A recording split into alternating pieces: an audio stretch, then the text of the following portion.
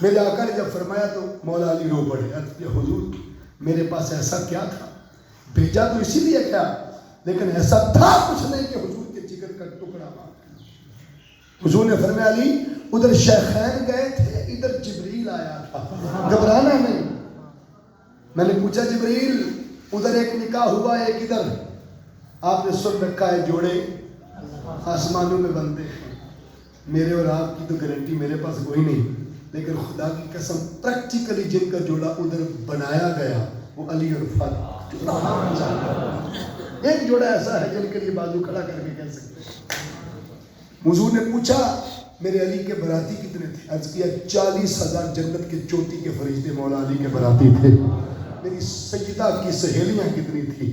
عرض کیا جبریل نے عرض کیا حضور 70,000 جنت کی چوٹی کی حوریں سیدہ فاطمہ کی سہیلیاں. نکاح کی تقریب میں بیٹیوں کو رخصت کرتے ہوئے سہیلیاں بن کے سہارا دینا, اس وقت اس کو خوش خوش رکھنا, یہ مسنون عمل ہے. بیٹیاں کیا کریں, آسرا بنا کریں, یہ مصطفیٰ کی شہزادی کے لیے جنت کی حوروں نے کردار ادا. نکاح حضور علیہ السلام نے کروا دیا. اب حضور نے پوچھا علی پاس کیا ہے؟ عرض کہ حضور ایک گھوڑا ایک زیرہ. ہم سے کو پوچھے کہتے ہیں بھائی اتنے مربع زمین ہے, اتنا بینک بیلنس ہے, انہیں کوٹھیاں لیاں کارا تے اے کاروبار ہے ساڈا, مگر قربان جائیں. مولا ایک کائنات نے عرض کیا جنگ کے لیے گھوڑا ایک زیرہ ہے اور میرے پاس کچھ نہیں ہے. حضور نے فرمایا گھوڑا رکھ لو, زیرہ بیچ کر میری بیٹی کا حق مہر دے دو, تمہاری طرف سے ولیمے کا بندوبست میں محمد عربی کر دوں گا, کیونکہ آپ کے بابا حضرت ابو طالب نے میرے ولیمے کا بندوبست کیا. بدلہ چکانے کا وقت. میرے آقا صلی اللہ علیہ وسلم نے وہ جو حق میں بیٹی کا کھایا نا, اس سے بیٹی کا جہیز خریدا تھا. یہ بات سنو, بہت کم بتائی ہے. آج ہم بیٹی والوں کو امتحان میں ڈال دیتے, ایسا 500 برات لے کے ہونی ہے, تسی اجڑ دے تو اجڑ جاؤ. حضور نے بیٹی کا جہیز بھی مولا کائنات کے پیسوں سے انتظام کیا. وہ ایک 4 روپے, ایک چکی, ایک مچھلی, ایک لباس میں رخصتی. وری کے نام پر رشتے توڑ دینے والوں, لعنت ہے ایسی وری پر جو تمہارے رشتوں کو کمزور کرتے.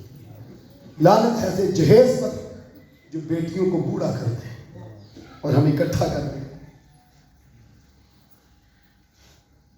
بالوں میں چاندی آیا. کبھی زندگی میں موقع ملا تو میں آپ کو نکاح کی 6 قسمیں بتاؤں گا. لوگوں نے ایک نکاح من سنتی, نکاح مسنون پڑھا. نکاح حرام بھی ہوتا ہے, نکاح واجب بھی ہوتا ہے. یہ تشنے کی باقی رکھوں گا تاکہ کسی شادی کے موقع پر آپ میں یہ چیزیں بتائیں گے انشاءاللہ. حاضرین, وقت کی قلت کے باعث جب حضور نے نکاح کروا دیا 480 درہم کی زرہ, 4 یاروں میں سے 2 شریک ہو گئے تھے مولا علی کو تیار کرنے میں. کون رہ گئے تھے؟ حضرت عثمان غنی ذوالنورین رضی اللہ. مولا علی کے سربالے بھی حضرت عثمان غنی بنے تھے, اور جنہیں گانا بنے ہوتا نا سربالے حضرت عثمان غنی تھے. اب اس دور میں گانے کا تصور تو نہیں ہوگا نا. اب ہوا یہ کہ سربالے بنے. اب سربالہ دوست کو گفٹ کرتا ہے شادی, اور سوچا گفٹ کیا کروں. 480 درہم حق مہر کے طور پر ادا ہو گئے. وہ جو زرہ خریدی تھی اب ملکیت ہو گئی عثمان غنی کی. سوچا یہ مولا علی کو بڑی پسند تھی زرہ, وہی زرہ اٹھا کے مولا علی کو شادی کا تحفہ ادا کر دیا. وہاں تو محبتوں کے عالم یہ, مبدتوں کا عالم یہ. جب یہ دے دیا, رخصتی کے وقت 2 جملے پیرنٹس, ماں باپ, ان کا ذکر سننے کا مزہ تب ہے ہم اپنی زندگی میں اپلائی کریں. بولیے کریں. یہ 2 جملے نہیں بولنے, جو باپ ہے اور جس کو رب نے ماں بنایا وہ یاد رکھے کہ بیٹیوں کو رخصت کرتے ہوئے کہنا کیا ہے. سر پہ قرآن رکھ کے بھیج دینا یہ تو کمال نہیں ہے. اصل کمال یہ ہے کہ اس قرآن میں جو لکھا ہے اس کی سمجھ دی جائے. میں نے تو سیشن کورٹ میں سیشن ججن کو کہہ دیا تھا مجرم کے سر پہ رکھ کے قرآن اس سے باتیں نہ سنا کرو, قرآن سامنے رکھ کے فیصلے کیا, پھر فیصلے ہوتے. حضور نے رخصتی کے وقت فرمایا بیٹی فاطمہ میں نے جوانوں میں سب سے پیارا جوان اس کے ہاتھ میں تمہیں دیا ہے، وہ میری شریعت کا پابند ہے۔ بیٹے شریعت کے پاس نہ ڈھونڈا، میں جانتا ہوں کہ تو سید المرسلین کی سردار بیٹی ہے، نبی بھی سردار، بیٹی بھی، اور تم کی سردار۔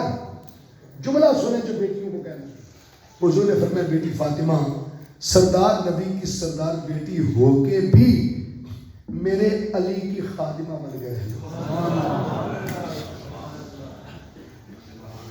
ازیانیا ٹیڑ کے روی نیویا نہ ہوئی، گھبرائی نہ اسی پیچھے ہیں۔ ہم رشتے بگاڑنے میں پہلے دن اس کا کردار ادا،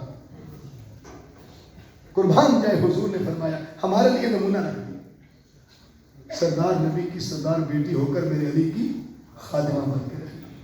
اور ادھر حضور نے فرمایا علی میں نے جگر کا ٹکڑا کاٹ کے تجھے دیا ہے، بس ایک کام کرنا، میری بیٹی کی آنکھ میں آنسو نہ آنے دینا۔ بیٹے والے یہ نصیحت ہے، اگر شوہر آنکھ میں آنسو نہ آنے دے بیوی اور بیوی خادمہ بن کے رہے، ایمانداری سے جواب دے دیں، اس گھر میں طلاق داخل ہو سکتی ہے؟ سوال ہی پیدا ہے۔ یہ دو جملے نہیں بھولنے، سارا خطاب ہے۔ اور بات ختم کرتے ہوئے مولا کائنات علی المرتضیٰ شیر خدا کی ہستی پر ایک بات کر دیتا ہوں۔ ذکر کا آخری معنی آج کی نشست میں آپ نے کیا پڑھا تھا؟ نہیں، آخری معنی یہی دیکھنا ہے کہ یاد کرنا ہے آپ نے اور یاد رکھنا ہے۔ قرآن مجید ماشاءاللہ، یہ جوان پیچھے سے بولا تاکہ اندر جوان ضروری ہوگی۔ ذکر کا آخری معنی میں نے کیا رکھا تھا؟ قرآن مجید۔ ذکر کا معنی جب قرآن ہو تو اہل ذکر کون ہے؟ ذکر کی جگہ تفسیر میں حضرت عبداللہ ابن عباس رضی اللہ تعالیٰ عنہ فرماتے ہیں اس کا معنی رکھے قرآن، تو معنی ہوگا فاسألوا اہل الذکر ان کنتم لا تعلمون، ای فاسألوا اہل القرآن ان کنتم لا تعلمون۔ اگر تمہیں کسی شے کا علم نہ ہو تو اہل قرآن سے پوچھ دیا۔ Who is that personality؟ کون ہے وہ شخص جسے اہل قرآن کہا جائے؟ اگر میں کسی کو کہوں کوئی عالم تردید کر سکتا ہے، کوئی مفتی صاحب فتویٰ دے، دوسرا مفتی اگینسٹ فتویٰ دے سکتا ہے، صاحب قرآن سے پوچھتے ہیں آقا اہل قرآن کون ہے؟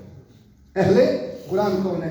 اس حدیث کی راویہ ام المومنین حضرت ام سلمہ رضی اللہ تعالیٰ عنہ عن ام سلمہ قالت سمعت رسول اللہ صلی اللہ علیہ وسلم یقول، حضرت ام سلمہ فرماتی ہیں سمعت انا ضمیر مخفی ہے، میں نے سنا نبی کے لبوں سے فرماتے ہوئے۔ کیا سنا؟ حضور فرما رہے تھے القرآن مع علی والعلی مع القرآن لا یفترقان حتی یرد علی الحوض۔ مصطفیٰ نے فرمایا قرآن ہر وقت سنگت علی میں رہتا ہے، علی ہر وقت صحبت قرآن میں رہتا ہے۔ حضور نے فرمایا قرآن معیت علی میں، علی معیت قرآن میں، قرآن سنگت علی میں، علی سنگت قرآن میں، قرآن پیوست علی، علی پیوست قرآن، قرآن مربوط علی، علی مربوط قرآن، قرآن منصوب علی، علی منصوب قرآن، قرآن متعلق علی، علی متعلق قرآن۔ آقا فرمانا چاہتے ہیں لوگوں قرآن کے بغیر کسی کو علی کا مقام سمجھ نہیں آ سکتا، اور علی کے بغیر کسی کو قرآن سمجھ نہیں آ سکتا۔ فرمایا لا یفترقان، یہ تسمیہ مضارع ہے، مضارع میں حال اور مستقبل دونوں ہو جاتے ہیں۔ حضور نے فرمایا قرآن علی سے، علی قرآن سے کبھی جدا نہیں ہوں گے۔ امام مسجد مصلی چھوڑے قرآن سے جدا، حافظ رمضانی ہو جائے 11 مہینے قرآن سے جدا، تفسیر کرنے والا درست ترجمہ تفسیر نہ کرے قرآن سے جدا، ہمارا غسل واجب ہو جائے، وضو ٹوٹ جائے، ہم قرآن سے جدا، ہم سو جائیں قرآن سے جدا۔ ان تمام حالتوں میں اگر کوئی کسی سے جدا نہیں ہوتا تو وہ قرآن کے ساتھ علی کا رشتہ۔ حضور نے فرمایا یہ سفر میں اکٹھے، حضر میں اکٹھے، چوٹی میں اکٹھے، غار کی تہ میں اکٹھے، سفر میں اکٹھے، حضر میں اکٹھے، کھانے کی میز پر اکٹھے، بستر پر اکٹھے، ارے مکہ مدینہ میں اکٹھے،